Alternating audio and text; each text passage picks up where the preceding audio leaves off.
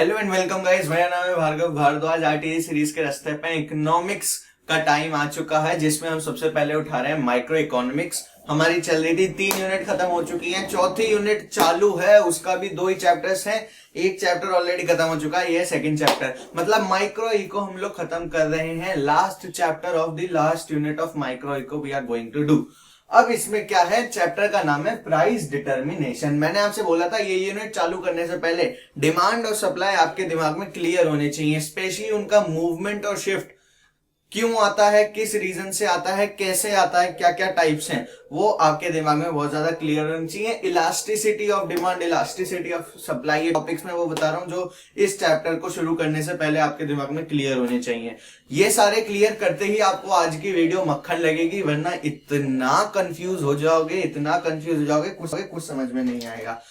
क्योंकि इस चैप्टर में भरे पड़े हैं डायग्राम्स, और डायग्राम्स आप देखो कितना ज्यादा है कि आप अगर थोड़ा सा भी कहीं से आपका कॉन्सेप्ट लूज हुआ, पूरा चैप्टर पानी की तरह हाथ से निकल जाएगा। Starting with diagram, basic diagram जो हम इस चैप्टर में फॉलो करने वाले हैं वो है ये एक्स वाला डायग्राम, DDSS, मतलब डिमांड कर्व और सप्लाई कर्व का डायग्राम। हर डायग्राम जो हम इस चैप्टर में बनाएंगे उसके नीचे क्वांटिटी और राइट लेफ्ट हैंड साइड, ये लेफ्ट हुआ ना, हाँ, लेफ्ट हैंड साइड प्राइस होगा। डिमांड और सप्लाई कर्व ऐसे इंटरसेक्ट करेंगे, कोई फिक्स्ड प्राइस होगा और फिक्स्ड क्वांटिटी हमारी निकल के आएगी। इस डायग्राम, ये बेसिक डायग्राम है, आगे जितने भी हम डायग्राम बनाने वाले हैं ना चैप्टर में, वो पूरा इसी पे ही बेस्ड रहेगा। इसके बाद जो 2 कॉन्सेप्ट हमारे पास है वो है एक्सेस डिमांड और एक्सेस सप्लाई। देखो कब तो ये सिचुएशन होगी कि मार्केट में डिमांड ज्यादा है और कब ये सिचुएशन होगी कि मार्केट में सप्लाई ज्यादा है। मैं बताता हूं इसी डायग्राम में। ये वाला जो एरिया है, ये वाला पॉइंट को हम क्या कहते हैं, इक्विलिब्रियम। आप देख रहे थे हम हर यूनिट में पहले कंज्यूमर का इक्विलिब्रियम निकाल रहे थे, फिर प्रोड्यूसर का इक्विलिब्रियम निकाल रहे थे, तो वो इक्विलिब्रियम क्या है, वो ये पॉइंट है। अब इस पॉइंट के ऊपर, मतलब ये वाले एरिया की अगर मैं बात करूं तो ये है एक्सेस, ये है एक्सेस सप्लाई, ये है एक्सेस सप्लाई। और इस वाले एरिया की, नीचे वाले एरिया की मैं बात करूं तो ये है एक्सेस डिमांड, एक्सेस डिमांड।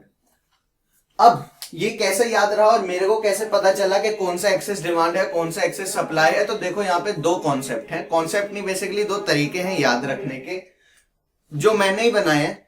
सबसे पहले एक पिक्चर आई थी बॉस,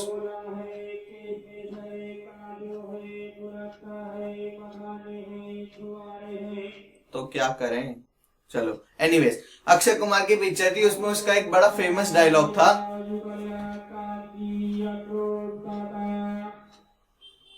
उसमें उसका एक बड़ा फेमस डायलॉग था, the boss is always right, the boss is always right. इसी डायलॉग को हम याद रखेंगे और इक्विलिब्रियम के ऊपर या नीचे, एक्सेस सप्लाई ऊपर है या सप्लाई नीचे है, ये कैसे पता चलेगा कि जोन सा डायग्राम राइट साइड पे होगा वो चीज एक्सेस में होगी।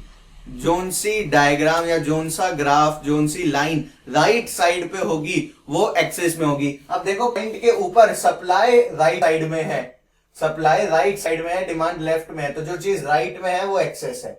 ऐसे ही पॉइंट के नीचे डिमांड राइट साइड में है तो ये एक्सेस डिमांड की कंडीशन है। इतना समझ आया? The boss is always right, और जो डायग्राम राइट साइड में होगा वो चीज एक्सेस में होगी। फिर दूसरा तरीका क्या है याद करने का, कि equilibrium is the stable price. हम इसको बिल्कुल कांस्टेंट प्राइस मानते हैं, ideal price.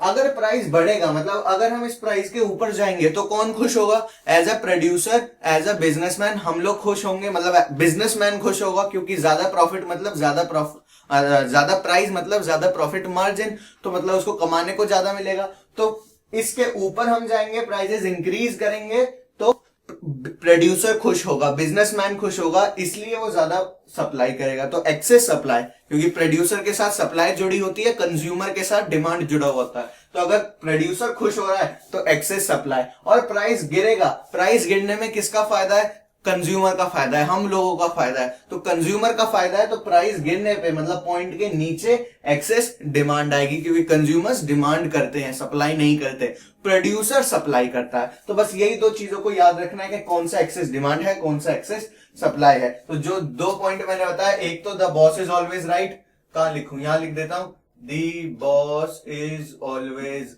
right. Boss is always right. और दूसरा तरीका जो हमारे पास है वो ये है कि प्राइस बढ़ रहा है या प्राइस कम हो रहा है, ये चीज देख लो। अब किस काम में है ये? एक्सेस डिमांड में ऊपर लिख देता हूं, एक्सेस सप्लाई और एक्सेस डिमांड कैसे पता चलेगी, ये उस चीज के दो पॉइंट है। उसके बाद हम बढ़ते हैं अपने नेक्स्ट पे। या तो देखो इस डायग्राम में दो ही चीजें हैं, डिमांड और सप्लाई। तो डायग्राम अब हम पढ़ेंगे कि डायग्राम में कैसा कैसा चेंज हो सकता है। तो या तो डिमांड बढ़ेगी या तो डिमांड बढ़ेगी, इंक्रीज इन डिमांड होगा, या सप्लाई बढ़ेगी, इंक्रीज इन सप्लाई होगा, या डिक्रीज इन डिमांड होगा या डिक्रीज इन सप्लाई होगा। मतलब या तो डिमांड बढ़ेगी या कम होगी, और वैसे ही या तो सप्लाई बढ़ेगी या कम होगी। अगर डिमांड बढ़ती है तो क्या होता है, मैं कोशिश करूंगा कि सारे डायग्राम्स अलग अलग बनाऊं, बट जगह कम की वजह से अगर रह पाए तो दिक्कत हो जाएगी। तो इसलिए मैं तुमसे रिक्वेस्ट कर रहा हूं कि साथ साथ में ही बनाते रहो। बेसिक DDSS तो तुम सब बना के ही रखो, हर डायग्राम में बेसिक DDSS तो बनना ही वाला है। तो इंक्रीज इन डिमांड है जब डिमांड इंक्रीज होता है, डिमांड ठीक है, क्वांटिटी डिमांड की बात नहीं होती है, डिमांड इंक्रीज होती है। तो जब डिमांड इंक्रीज होती है तो डिमांड कर्व शिफ्ट हो जाता है राइट वर्ड्स। उस केस में हमारा D1 मतलब न्यू डिमांड कर्व ऐसा दिखाई देगा। तो जो इक्विलिब्रियम पहले हमको इस प्राइस पे मिल रहा था, वो इक्विलिब्रियम अब हमको इस प्राइस और इस क्वांटिटी पे मिलेगा, क्योंकि अब सप्लाई कर्व तो चेंज हुआ नहीं, सिर्फ एक चीज चेंज हुई, वो क्या है? डिमांड। तो इसको मैं ना देखो 12 तक यहाँ नंबर लिखे हुए हैं, या चलो मैं अभी इसको मिटा ही देता हूं।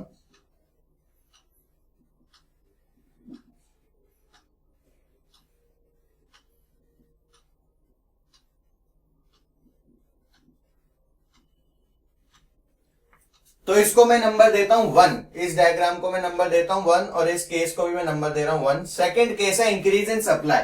इंक्रीज इन सप्लाई का केस है, तो यहां देख लो फिर से x, y और 0 हम बनाएंगे। सेकंड डायग्राम बेसिक DDSS बना के अब सप्लाई इंक्रीज हो रही है, सप्लाई इंक्रीज हो रही है तो वो राइटवर्ड शिफ्ट होगी, मतलब सप्लाई का कर्व हो जाएगा यहाँ पे। अब ये ओरिजिनल प्राइस और क्वांटिटी थे, न्यू प्राइस और न्यू क्वांटिटी ऐसे हो गए। मैं क्वांटिटी प्राइस बार बार नहीं लिख रहा हूं, क्योंकि मैं एक बार पहले लिख चुका हूं, तुमको बता चुका हूं, टाइम वेस्ट होगा फालतू में और हमको जल्दी कवर करना है, इसलिए ताकि वीडियो लंबी ना हो। तो मैं बस P1 Q1 लिख रहा हूं, ऐसे यहाँ पे P1 और Q1 लिख रहा हूं। ओके, दो क्लियर हुए कि अगर डिमांड बढ़ेगी तो क्या होगा, प्राइस भी बढ़ेगा और क्वांटिटी भी बढ़ेगी, और अगर सप्लाई बढ़ेगी तो प्राइस कम होगा, क्वांटिटी बढ़ जाएगी। अब नेक्स्ट केस है थर्ड, डिक्रीज इन डिमांड, कि डिमांड अगर कम होती है तो क्या होता है। तो मैं उसको बना देता हूं यहां पे 3DDSS 0XY। क्या लिखा है? डिमांड कम। डिमांड कम तो मतलब लेफ्टवर्ड शिफ्ट, और लेफ्टवर्ड शिफ्ट होते ही जो हमारा ओरिजिनल प्राइस और हमारी ओरिजिनल क्वांटिटी थी वो चेंज होके अब ये हो गई ओरिजिनल प्राइस और ओरिजिनल क्वांटिटी। तो मतलब अगर डिमांड कम होगी तो प्राइस भी कम होगा और क्वांटिटी सप्लाइड भी, या क्वांटिटी इक्विलिब्रियम क्वांटिटी भी कम होगी। फोर्थ केस आता है डिक्रीज इन सप्लाई। तो अगर डिक्रीज इन सप्लाई होगा तो X0Y DDSS, fourth point, this is P, this is Q। Supply हो गई कम तो हो गया लेफ्टवर्ड शिफ्ट, और सप्लाई का लेफ्टवर्ड शिफ्ट होता ही S1 आ गया यहाँ पे। This comes to as P1 and this comes as Q1। तो मतलब सप्लाई कम होगी तो प्राइस बढ़ेगा और क्वांटिटी कम होगी। तो देख लो भाई कौन कौन सी इफेक्ट से क्या क्या असर पड़ रहा है। डिमांड बढ़ी तो प्राइस और क्वांटिटी दोनों बढ़ी, सप्लाई बढ़ी तो प्राइस तो कम हुआ लेकिन क्वांटिटी बढ़ी, डिमांड कम हुई तो प्राइस भी कम हो गया, क्वांटिटी भी कम हो गई। अगर सप्लाई कम हुई तो प्राइस तो बढ़ा लेकिन क्वांटिटी कम हो गई। अब ये सारी चीजें तो देखो जैसे मैं तुम्हारे सामने बना रहा हूं बिना किसी नोट्स को रेफर करे, ऐसे तुम्हारे दिमाग में भी फीड होनी चाहिए कि बढ़ती है तो किधर जाती है, कम होती है तो किधर जाती है। उसके बाद जो भी पॉइंट ऑफ इंटरसेक्शन आएगा उससे सीधी लाइन, एक राइट साइड में, लेफ्ट साइड में, एक डाउनवर्ड्स आप डॉटेड लाइन बना के P1 और Q1 तो निकाल ही लोगे। उसके बाद जैसा क्वेश्चन में बोला होगा वैसा। मैं बताऊंगा क्वेश्चंस कैसे आएंगे, उस पर भी आएंगे। तो अब समझो, चलो पहले यही बता देता हूं। क्वेश्चन में क्यों मूवमेंट और शिफ्ट जानना जरूरी है, वो ये कि क्वेश्चन में वो तुम्हें कुछ इंफॉर्मेशन देगा और इंफॉर्मेशन के बेसिस पे वो तुमसे पूछेगा कि बताओ इक्विलिब्रियम में क्या चेंज है। इक्विलिब्रियम में चेंज का मतलब यह है कि देखो पहले इक्विलिब्रियम इस वाले पे था, अब इस वाले पे हो गया। जैसे डिमांड और सप्लाई चेंज होगी इक्विलिब्रियम भी चेंज होगा। पहले इक्विलिब्रियम डिमांड और सप्लाई, देखो इक्विलिब्रियम हमेशा वहां बनेगा जहां डिमांड और सप्लाई इंटरसेक्ट कर रही हो। पहले इंटरसेक्ट यहां कर रही थी, अब इंटरसेक्ट यहां कर रही है, तो मतलब इक्विलिब्रियम भी चेंज हुआ। पहले इंटरसेक्ट यहां कर रही थी, फिर यहां करने लगी, तो मतलब फिर इक्विलिब्रियम चेंज हुआ। तो हर केस में इक्विलिब्रियम तो चेंज होगा, लेकिन तुम्हें क्वेश्चन पढ़ के ये जानना होगा कि क्या जो चेंज क्वेश्चन में बोल रहा है वो प्रोडक्ट के ओरिजिनल प्राइस में है या अदर देन प्राइस। अगर ओरिजिनल प्राइस में चेंज है तो इनमें से कोई भी डायग्राम वैलिड नहीं होगा, क्योंकि वो मूवमेंट का केस हो जाएगा। तो आप सिर्फ ये बता सकते हो कि एक्सपेंशन होगा या कॉन्ट्रैक्शन। लेकिन अगर original price of the commodity के अलावा किसी और वजह से चेंज आ रहा है तो उस केस में आपको फिर ये देखना पड़ेगा कि जो भी मैं ये केस करवा रहा हूं, ये केस 1, केस 2, केस 3, केस 4 और आगे भी हैं, तो मैं ये देखना पड़ेगा कि इनमें से कौन सा केस वहां फिट बैठ रहा है, उसका डायग्राम बनाना होगा। और फिर जो क्वेश्चन ने पूछा है कि what will be the change in equilibrium price, what will be the change in equilibrium quantity, उस हिसाब से आपको आंसर देना पड़ेगा। कि जैसे इधर के भैया equilibrium price will increase and equilibrium quantity will increase from Q to Q1, from P to P1 and so on. ठीक है, अब उसके बाद मैंने तुमको एक छोटा पैकेट बड़ा धमाका दिया। छोटा पैकेट बड़ा धमाका मतलब ये वाला चार्ट देखो, दिखने में बहुत छोटा सा चार्ट है, लेकिन इसका एक एक लाइन एक एक डायग्राम बनेगा। अब देखो कैसे, दो केस हैं जब डिमांड बढ़ रही है, जब डिमांड कम हो रही है, और ऐसे ही दो केस हैं जब सप्लाई बढ़ रही है और जब सप्लाई कम हो रही है।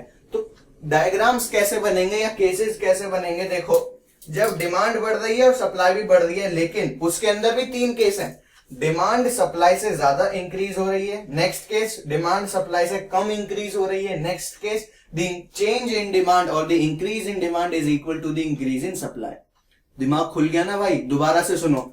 जब demand is increasing more than increase in supply, when increase in demand is less than increase in supply, when increase in demand is equal to increase in supply. ऐसे ही और एक बंडल है, when decrease in demand is more than increase in supply.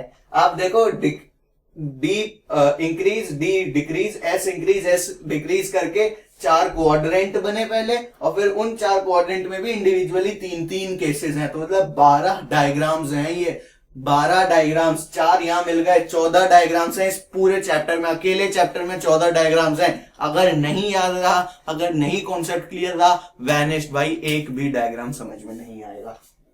मैं एक काम करता हूं, इन सब केसेस को नंबर दे देता हूं। 4 हमारे नंबर हो चुके हैं, 5, 6, 7, 8, 9, 10, 11, 12, 13,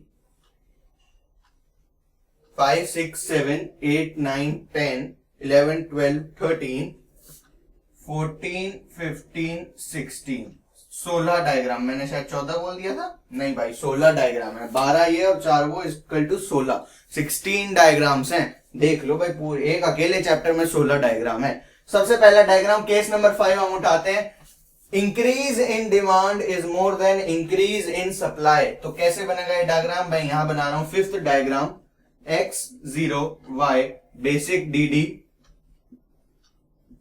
SS बनाने के बाद इंक्रीज इन डिमांड हो रहा है, तो डिमांड बढ़ रही है, is more than increase in supply, मतलब सप्लाई भी बढ़ रही है लेकिन उतनी नहीं बढ़ रही। तो S1 D1 D1। अब आप देखो इंक्रीज इन डिमांड, देखो यहां देखो increase in demand is more than increase in supply. D में कितना चेंज है और एस में कितना सा चेंज है। इस वजह से हमारे जो नेक्स्ट इक्विलिब्रियम बना वो कहां बना, वो यहां बना, इस प्राइस पे बना, इस क्वांटिटी पे बना। पहले सिर्फ डिमांड बढ़ रहा हुआ था, इसलिए मैंने सिर्फ सिंपल केस तुम्हें समझाया। पहले मैंने इंडिविजुअल केसेस समझाए। अब इन चारों को आपस में मिक्स मैच करके, इन चारों की प्रपोर्शन बदल के कौन सा ज्यादा बढ़ रहा है, कौन सा कम बढ़ रहा है, उसके बाद हमारे पास ये 12 डायग्राम्स आए हैं। तो डी इंक्रीज होने का मतलब है पहला केस, और एस इंक्रीज होने का मतलब है सेकंड केस। फर्स्ट केस और सेकंड केस को मिला के ये बना है फर्स्ट और सेकंड, क्योंकि यहां भी डी इंक्रीज हो रहा था, यहां भी डी इंक्रीज हो रहा है, यहां भी डी इंक्रीज है, यहां भी एस इंक्रीज है, यहाँ एस इंक्रीज है, क्या बोल रहा हूँ, मेरा भी टंग ट्विस्ट हो रही है। फटाफट फटाफट, तुम देख पा रहे हो कितना कंफ्यूजिंग है, मेरी भी टंग ट्विस्ट हो रही है, बट डरने वाली बात नहीं है। लॉजिक के हिसाब से जाएंगे, आसानी से जाएंगे, मजे करते हुए जाएंगे। तो ये बना हमारा P, ये बना हमारा P1, ये बना हमारा Q और ये बना हमारा Q1। ये बना फिफ्थ केस का डायग्राम। छठे केस के डायग्राम पे आते हैं और छठा केस का डायग्राम हमसे कहता है कि भाई पहले बेसिक बना लेते हैं, उसके बाद देखेंगे क्या कह रहा है क्या नहीं। छठा केस का डायग्राम कह रहा है इंक्रीज इन डिमांड, डिमांड में इंक्रीज हुई है, और इंक्रीज इन सप्लाई, सप्लाई भी इंक्रीज हुई है, लेकिन डिमांड कम इंक्रीज हुई है। तो मतलब अब हम डी में कम चेंज करेंगे और एस में ज्यादा चेंज करेंगे, S1। अब आप देखो चेंज, अब आप देखो चेंज, भैया चेंज देखो। अब आप Q1 Q P1 चेंज देखो, यहाँ पे भी डी और एस दोनों इंक्रीज हो रहे थे, यहाँ पे भी डी और एस दोनों ही इंक्रीज हो रहे हैं, लेकिन यहाँ पे प्राइस भी बढ़ रहा था, क्वांटिटी भी बढ़ रही थी। यहाँ पे प्राइस कम हो रहा है और क्वांटिटी बढ़ रही है। चेंज देख रहे हो कितने अलग अलग टाइप के चेंजेस निकल के आ रहे हैं हमारे पास। सातवां डायग्राम हम उठाते हैं। सातवें डायग्राम में लिखा है, या सातवें केस में लिखा है डी एस के increase in demand is equal to increase in supply, increase in demand is equal to increase in supply. मतलब जितना चेंज आप डिमांड में करोगे D1 उतना ही चेंज आपको सप्लाई में भी करना पड़ेगा। सप्लाई में थोड़ा ज्यादा चेंज हो गया, उतना ही चेंज आपको सप्लाई में भी करना पड़ेगा। S1। तो this was original price, this was original quantity. अब गेम में झोल है भाई, क्योंकि ओरिजिनल प्राइस और न्यू प्राइस इक्वल आ रहे हैं, वेयर एज क्वांटिटी इंक्रीज आ रही है।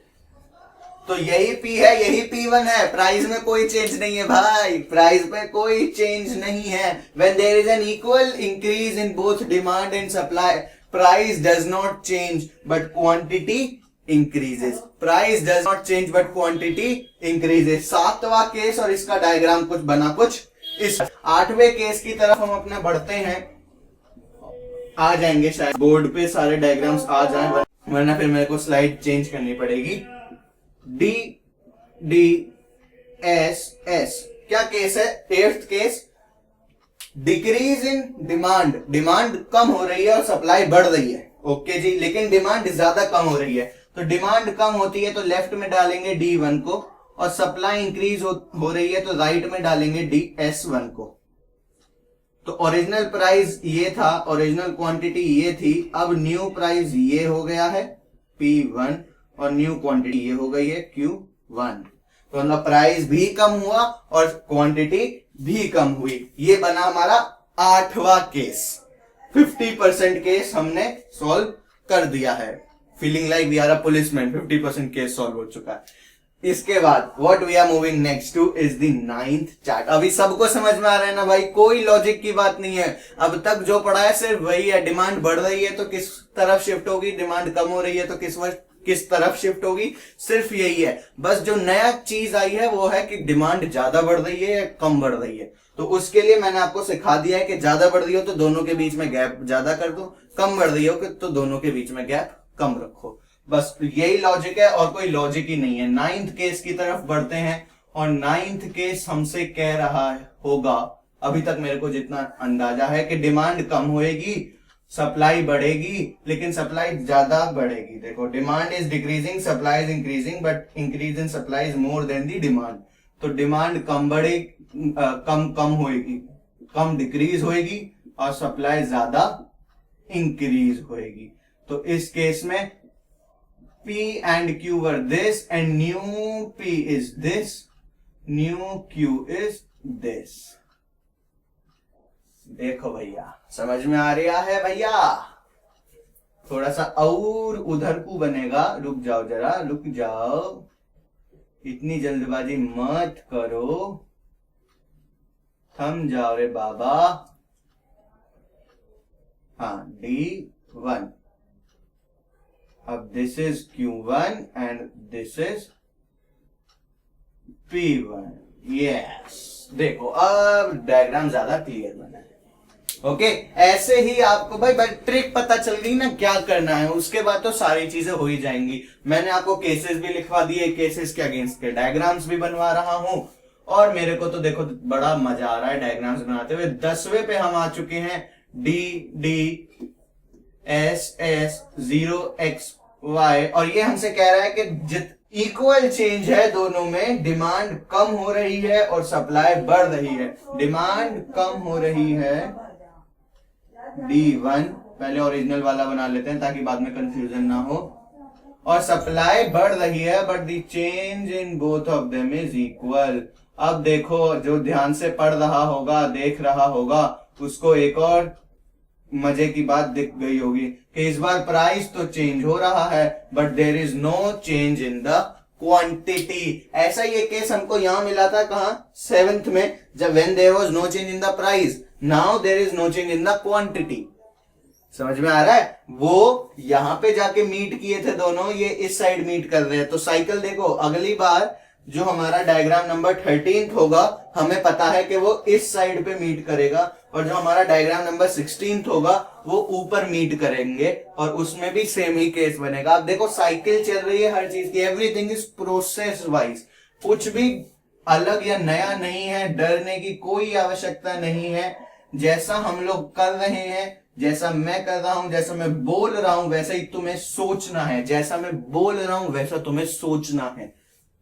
सिर्फ इतना अंतर है कि मेरा काम बढ़ रहा है कि मैं पहले सोच भी रहा हूं और फिर बोल रहा हूं, तुमको सिर्फ सोचना है और बोलना नहीं है, तो तुम्हारा तुमसे बहुत कम काम है यार। 11th पे आते हैं, तो increase in demand and decrease in supply. Quadrant देखो ना भाई, इंक्रीज इन डिमांड वाला क्वाड्रेंट है और डिक्रीज इन सप्लाई वाला क्वाड्रेंट है।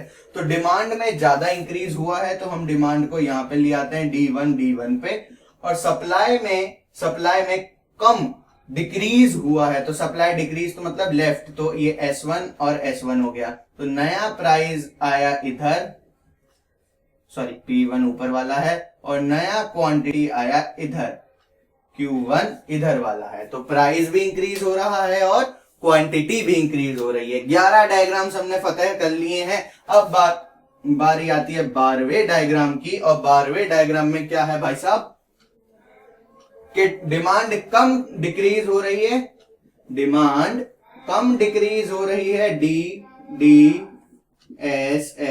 डिमांड कम इंक्रीज हो रही है, और सप्लाई ज्यादा डिक्रीज हो रहा है। सप्लाई ज्यादा डिक्रीज हो रहा है और डिमांड कम इंक्रीज हो रही है, तो इधर D1। तो original price was P and this Q, new is कहां, ये ऊपर इधर मिल रहा है ना, P1 एंड Q1। समझ में आ रहा है भाई? सप्लाई कम हो रहा है और डी बढ़ रहा है, कोई दिक्कत वाली बात नहीं यार। जैसे मैं बोल रहा हूं वैसा तुम्हें सोचना है बस। अगेन, जैसा मैं बोल रहा हूं वैसा तुम्हें सोचना है, जैसा मैं बोल रहा हूं वैसा तुम्हें सोचना है, जैसा मैं बोल रहा हूं वैसा तुम्हें सोचना है। रैप सा हो गया, चलो ठीक है। 12th डायग्राम पूरा हुआ। 13th डायग्राम पे आते हैं। 13th डायग्राम पे आते हैं। आई होप आपको उधर का तो दिखाई दे रहा होगा, मैंने कैमरा ऐसे ही एडजस्ट किया है, मेरे को पता था कि कुछ झोल होने वाला है। 13th डायग्राम क्या कहता है कि डी बढ़ रहा है और एस कम हो रहा है, बराबर बराबर। तो डी बढ़ रहा है D1, एस कम हो रहा है S1, और बराबर बराबर मतलब ये जो ओरिजिनल Q और ओरिजिनल प्राइस है, इस बार प्राइस तो इंक्रीज होगा बच्चों, लेकिन क्वांटिटी इंक्रीज नहीं होगा। ऐसा ही डायग्राम देखो, हमने यहां देखा था, कहां था, जहां प्राइस तो चेंज हो रहा था, क्वांटिटी चेंज नहीं हो रहा था। ये ओरिजिनल इक्विलिब्रियम के नीचे मैच कर रहे थे, ये ओरिजिनल इक्विलिब्रियम के ऊपर मैच कर रहे हैं। बस यही है यार, ऐसे ही तुम्हें सोचना है। अलग अलग केसेस बनेंगे। अब सारे केस तो तुम्हें बनाने नहीं है एग्जाम में, जो क्वेश्चन आएगा उस हिसाब से कोई एक या दो केस बनाने, लेकिन कौन से दो आ जाए out of this 16 you never know. इसलिए तुम्हें तैयारी तो सबकी करनी पड़ेगी। तो इसकी तैयारी के बाद 14th केस पे बढ़ते हैं। 14th केस हमको क्या कहता है, Y0 D S 14th case हमसे कहता है, कहां गया ये, डिमांड भी कम हो रही है और सप्लाई भी कम हो रही है, लेकिन डिमांड ज्यादा कम हो रही है। तो डिमांड भी कम हो रही है और ज्यादा कम हो रही है, तो डी इधर बना दिया। और सप्लाई भी कम हो रही है लेकिन कम कम हो रही है, तो हमने यहां बना दिया। तो S1 तो original price was this, original quantity was this, now new price is this P1 and original new quantity is this Q1। मतलब प्राइस भी कम हुआ और क्वांटिटी भी कम हुई। 15th केस पे आते हैं। 15th केस क्या कहता है, जरा उसकी भी एक बार बात सुन लेते हैं, बुरा मान जाएगा वरना वो डी सर अभी तक तो सबकी बात सुनते ही आ रहे हैं, किसी को बुरा नहीं बनाया, इसको भी बुरा नहीं बनाएंगे। डिमांड भी कम हो रही है, सप्लाई भी कम हो रही है, लेकिन सप्लाई ज्यादा कम हो रही है। तो सप्लाई ज्यादा कम तो इसको यहां बना देते हैं, और डिमांड कम कम तो इसको यहां बना देते हैं। और ओरिजिनल क्वांटिटी ये थी, ओरिजिनल प्राइस ये था, अब न्यू प्राइस ये हो गया और न्यू क्वांटिटी ये हो गई। मतलब प्राइस बढ़ गया और क्वांटिटी कम हो गई। ऊपर वाले में प्राइस कम था और क्वांटिटी भी कम थी। चलो जी, कितने 15 डायग्राम हो गए। यस, बस एक और डायग्राम रह रहा है, उसके बाद हम ये चीज खेल अपना घिनौना खेल खत्म कर देंगे। ये मौत का खेल अक्सर बच्चे इसको कहते हैं, क्योंकि इतने सारे डायग्राम कंफ्यूज हो जाते हैं, समझ में नहीं आता कुछ भी। लेकिन तुम तो हमारे स्टूडेंट हो, आईटीजी सीरीज के स्टूडेंट हो, तुमको तो कोई दिक्कत है ही नहीं। डिमांड भी कम हो रही है, सप्लाई भी कम हो रही है, दोनों बराबर बराबर कम हो रही है। तो पहले बेसिक डायग्राम DDSS का बना लेते हैं। I am again and again thinking it like DDLJ, but it is not DDLJ, it is DDSS। क्यों? भी कम हो रहा है, एस भी कम हो रहा है, तो डी को भी कम कर देते हैं, D1 और S को भी कम कर देते हैं। रुक जाओ, ये थोड़ा गड़बड़ हो गया, दोबारा से बनाते हैं। हाँ, S1 और इस बार देखो क्वांटिटी कम हो रही है, the original quantity is decreasing but there is no change in the price. ऐसे ही यहाँ पे भी था, कहाँ गया, कहाँ है भाई, इतने सारे डायग्राम में छुप जाता है। 7th, हाँ, there was no change in the price, quantity बढ़ रही थी, यहाँ पे there is again no change in the price, but quantity कम वाला काम तो होता है खत्म इस चैप्टर का। बहुत सारे डायग्राम थे, बहुत सारे डायग्राम थे। मैं कभी दोबारा से कोशिश भी नहीं करूंगा ये चैप्टर तुम लोग को खोल के पढ़ाने की, ठीक है, कोशिश भी नहीं करूंगा मैं इन चैप्टर को तुम लोग को पढ़ाने की। बट कोई बात, हम रह गए 16 डायग्राम्स हो गए हैं। अगली स्लाइड पे चलते हैं और फटाफट इस चैप्टर को और माइक्रो इकोनॉमिक्स को हम इसी वीडियो में खत्म करेंगे। 40 मार्क्स हम लोग कवर कर लेंगे। 5.5 दिन आरटीजी सीरीज, मतलब 50% of your RTG series is completed. Congratulation for that. But till then फटाफट इसको नोट डाउन करो। अगर मेरे साथ नहीं कर रहे थे तो स्क्रीन पॉज करके स्क्रीनशॉट हो, उसके बाद हम नेक्स्ट स्लाइड चलें।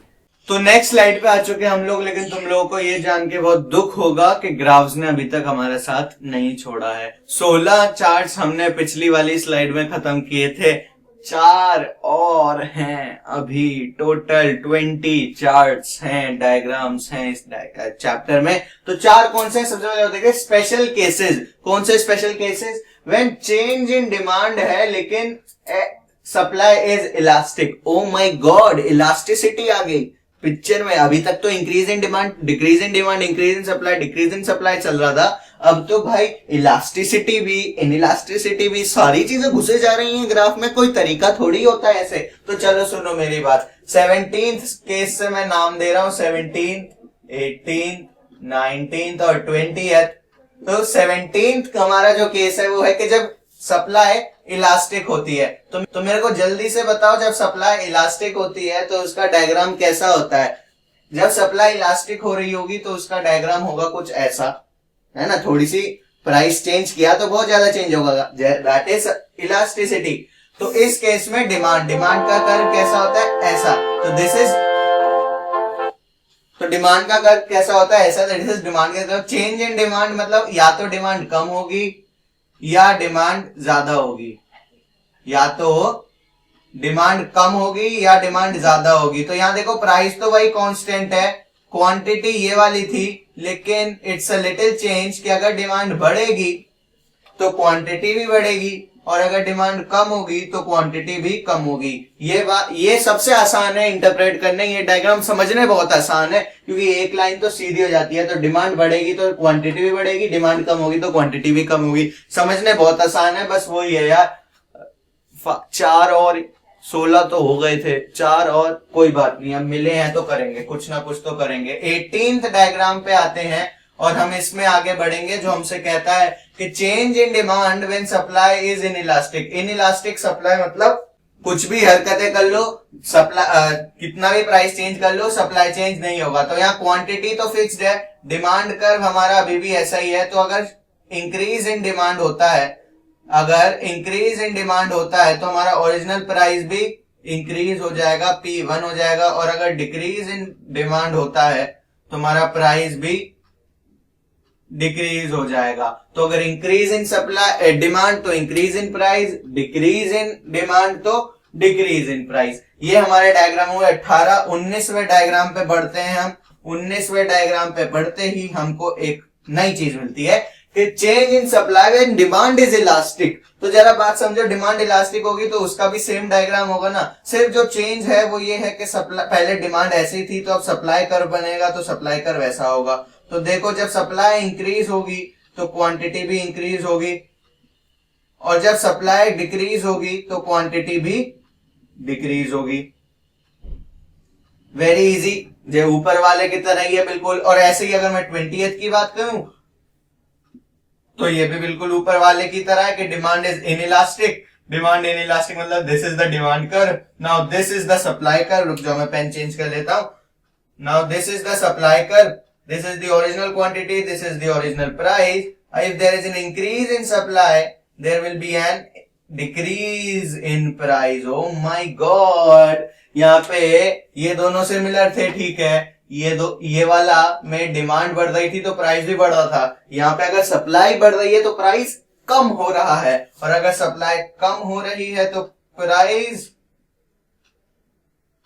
बढ़ रहा है। सप्लाई कम हो रही है तो मतलब लेफ्टवर्ड शिफ्ट मतलब इधर को और इधर को शिफ्ट होते ही प्राइस बढ़ जाएगा। वेयर एज इसमें डिमांड कम हो रही थी तो प्राइस भी कम हो रहा था। तो ये दोनों चीजें उल्टी हैं, जरा देख लो। दिस इज P2, तुमको अंदाजा हो जाएगा। Q2 क्यों Q1, Q2 क्यों Q1, तो मतलब ये दोनों बिल्कुल एग्जैक्ट है। P1 P2, लेकिन यहाँ पे P2 P1 यहाँ पे उल्टा हो गया। तो these two diagrams are not same.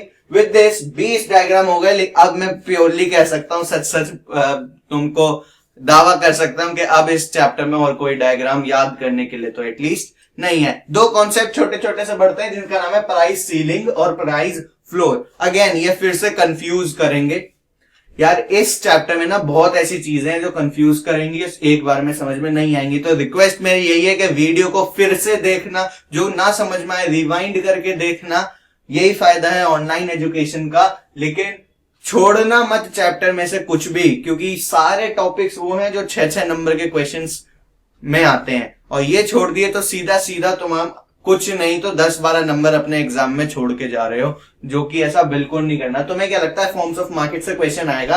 3 number से ज्यादा उसमें से कोई क्वेश्चन नहीं आने वाला। मेरी बात सुन लो, जितने भी बड़े क्वेश्चन बनेंगे ना, इनफैक्ट पूरी माइक्रो इकोनॉमिक्स में जितने भी बड़े क्वेश्चन बनेंगे वो इसी चैप्टर में से बनेंगे, आज की वीडियो में से बनेंगे। बहुत इंपॉर्टेंट वीडियो है, don't miss it. Next concept है प्राइस सीलिंग। सीलिंग मेरे को बताओ क्या होती है? छत का होती है हमारे ऊपर, बराबर सर के ऊपर छत होती है। तो प्राइस सीलिंग का मतलब है setting the maximum limit. What? Setting the maximum limit of the price, के मतलब कितना मैक्सिमम आप प्राइस चार्ज कर सकते हो। This is done for consumers. Consumers के लिए ये चीज की जाती है कि हम बायर्स को बोलते हैं भाई आप इससे ज्यादा प्राइस नहीं लोगे। कौन बोलती है? गवर्नमेंट बोलती है कि बायर्स सुन लो, तुम इससे ज्यादा प्राइस कंज्यूमर से नहीं ले सकते। तो ये कंज्यूमर की हित की बात हो गई, और हमने मैक्सिमम लिमिट सेट कर दी कि इससे ज्यादा प्राइस नहीं ले सकते। अब ग्राफ क्यों बनाया? क्योंकि मैक्सिमम लिमिट जो सेट होती है, जो मैक्सिमम लिमिट सेट होती है वो इक्विलिब्रियम के नीचे होती है। सर ये क्या पंगा हो गया? Maximum limit below the equilibrium, क्यों? भाई एक बात सुन, इक्विलिब्रियम प्राइस क्या था जो मार्केट ने डिसाइड किया था, और अगर वो सही ही होता तो गवर्नमेंट को फालतू में बीच में कूदने की क्या जरूरत होती? वो प्राइस सही नहीं था, इसलिए तो गवर्नमेंट को ऐसा लगा कि मेरे को बीच में कूदना चाहिए, और उसने मैक्सिमम लिमिट सेट करी। तो ऑब्वियसली जब गवर्नमेंट मैक्सिमम लिमिट सेट कर रही है तो वो जो प्राइस है ओरिजिनल जो प्राइस था, इक्विलिब्रियम वाला जो प्राइस था, उससे नीचे ही सेट करेगी, क्योंकि अगर उससे ऊपर सेट करने का तो कोई मतलब ही नहीं है ना, मैक्सिमम बोलने का तो कोई मतलब ही नहीं है फिर, क्योंकि होना तो वही है जो इक्विलिब्रियम में। लेकिन क्योंकि गवर्नमेंट ने उंगलीबाजी कर दी, इसलिए अब वो होगा जो गवर्नमेंट ने सेट किया। अब मेरे को बताओ, इक्विलिब्रियम के नीचे अगर प्राइस सेट हुआ है तो the boss is always right के कॉन्सेप्ट से एक्सेस डिमांड यहां पे क्रिएट हो जाएगी। और यही हमारा तो दूसरा पॉइंट भी था जानने का कि एक्सेस डिमांड मतलब कंज्यूमर के फायदे की बात, तो कंज्यूमर के मतलब के लिए प्राइस सीलिंग करी जाती है। दो आउटपुट होते हैं इसके, ये मैं लाइन बना दूं कहीं तुम लोग कंफ्यूज ना हो जाओ। दो आउटपुट होते हैं इसके किसके, प्राइस सीलिंग के।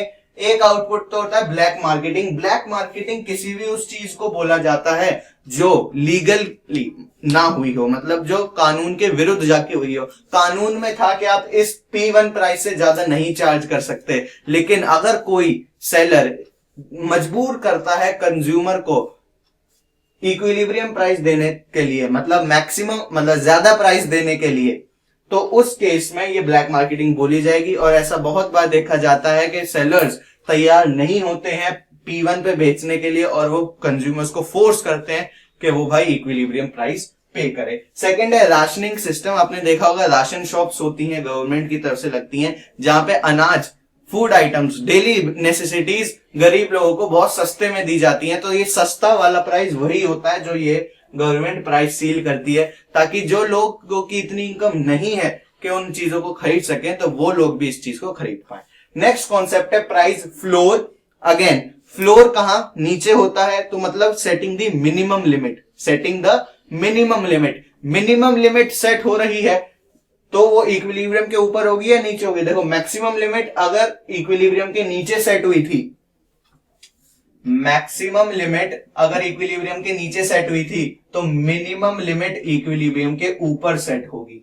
मिनिमम लिमिट इक्विलिब्रियम के ऊपर सेट होगी। अगेन वही, गवर्नमेंट को ऐसा लगता है कि जो प्राइस मार्केट का निकल के आया है वो बायर्स के लिए बहुत कम है, डन फॉर द बायर्स, वो बायर्स के लिए बहुत कम है, इसलिए वो इक्विलिब्रियम प्राइस से ज्यादा एक बार लगा देती है या मिनिमम प्राइस सेट कर देती है कि कंज्यूमर लोग सुन लो, कंज्यूमर लोग सुन लो, ऐसा गवर्नमेंट कह रही है कि कंज्यूमर लोग सुन लो, इससे ज्यादा सस्ता तुम्हें ये चीज नहीं मिलेगी, इससे सस्ती ये चीज तुम्हें नहीं मिलेगी। और कंज्यूमर बेचारा परेशान।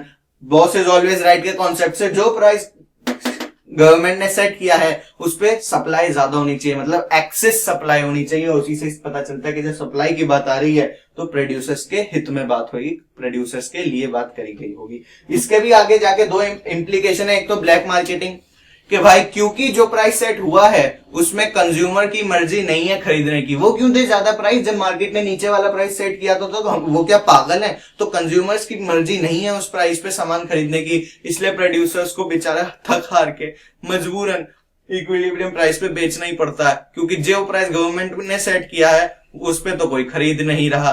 तो बचा क्या उनके पास, क्या ऑप्शन है? इतना सारा प्रोड्यूस कर लिया और उसको बेचना तो है ही, तो उस प्राइस पे देना पड़ेगा जो मार्केट ने डिसाइड किया। यही हो रहा है आजकल, जो आप किसान आंदोलन में देख रहे हो, वो लोग यही कह रहे हैं कि भाई साहब, गवर्नमेंट से कह रहे हैं कि आप हमें गारंटी करके दो, लिख के दो कि कोई भी कंज्यूमर इस प्राइस से नीचे सामान नहीं खरीदेगा, तब तो हम तुम्हारी बात माने। अगर तुम ये लिख के नहीं दे सकते, हमें इस चीज का कानून नहीं बना सकते, तो हमें तुम्हारा नया बिल चाहिए ही नहीं, चाहे तुम कुछ भी कर लो। तो यही बात, उनकी भी बात सही है। जब गवर्नमेंट ने P1 लिमिट सेट कर रखी है तो कंज्यूमर्स P1 को खर्च करने के लिए राजी है नहीं, उनको चाहिए कि हम P पे खरीदें, प्रोड्यूसर्स चाह रहे हैं कि P1 पे खरीदें, और दोनों के बीच में लड़ाई हो रही है। फिलहाल के लिए हम वापस अपने इस चैप्टर पे आते हैं। जो सेकंड पॉइंट ऑफ इंप्लीकेशन या आउटपुट प्राइस फ्लोर का हमारे पास है वो है बफर स्टॉक। बफर स्टॉक क्या होता है कि कोई गवर्नमेंट अगर इनका ये प्रोडक्शन, प्रोड्यूसर्स का प्रोडक्शन P1 प्राइस पे कोई नहीं खरीदता और प्रोड्यूसर P प्राइस पे भी बेचने को तैयार नहीं है, तो गवर्नमेंट क्या करती है कि उसका सारा का सारा प्रोडक्शन जितना भी उसने उगाया है, बनाया है, वो सारा का सारा P1 प्राइस पे खरीद लेती है फॉर कंजर्वेशन पर्पज। और फिर गवर्नमेंट जितना भी खरीदा है उसको प्रिजर्व करके रखेगी, संभाल के रखेगी, कंजर्व करके रखेगी आगे के टाइम के लिए, कि अगर देश में बाद में कोई आपदा आती है, कोई अकाल पड़ता है, कोई तबाही आ जाती है, उस टाइम पे लोगों को खाना खिलाने के लिए ये बफर स्टॉक यूज हो सके। तो गवर्नमेंट ये सारा का सारा अनाज या वॉट स्टोर करके रख लेती है। बेसिकली ये चीजें फूड ग्रेन्स पे ही होती है, एग्रीकल्चरल प्रोडक्ट्स पे ही प्राइस फ्लोर लगता है, क्योंकि किसान बेचारा सबसे ज्यादा सताया हुआ होता है, तो उसके लिए ये जो पी प्राइस है वो बहुत कम पड़ता है, इसलिए गवर्नमेंट को कूद के P1 प्राइस सेट करना पड़ता है। तो इसलिए किसान का ही सबसे मेन आप देख भी रहे हो, you can relate it with the reality what you are watching right now. With this we comes to an end to this chapter, to this unit and to micro economics of first book. हमने 40 number का cover कर लिया, 50% of the syllabus is covered, 50% statistics का part रह रहा है जो हम अगली वीडियो से मतलब बेसिक्स ऑफ इकोनॉमिक्स के पार्ट 2 से चालू करेंगे। बट अभी के लिए आप लोग खुश हो सकते हो,